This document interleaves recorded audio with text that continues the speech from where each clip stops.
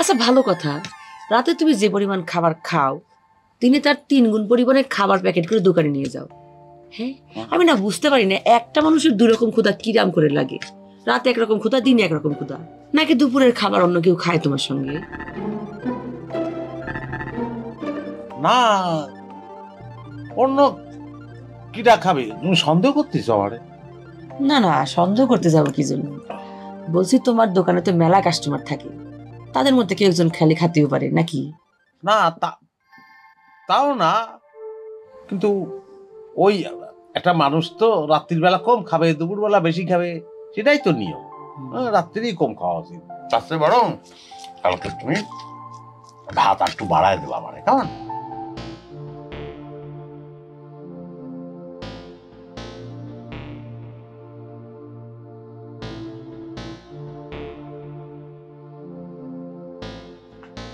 আচ্ছা লতা, মোবাইলের রিংটোনের গান কিরম করে বদলায় বলো দিনি? না জানলে জানো না, হাসির কি আছে? হাসতেছি অন্য কারণে। কি কারণে বলো দিনি? ও মা, গ্রামে বিরাট মোবাইলের হাসপাতাল দিয়ে যে কিনা ফেমাস হয়ে গেছে, সে আমাকে জিজ্ঞাসা করতেছে কিরাম করে মোবাইলের গানের রিংটোন বদলায়। ও হ্যাঁ, তাই তো। তোমার কি মাথা ঠিক আছে?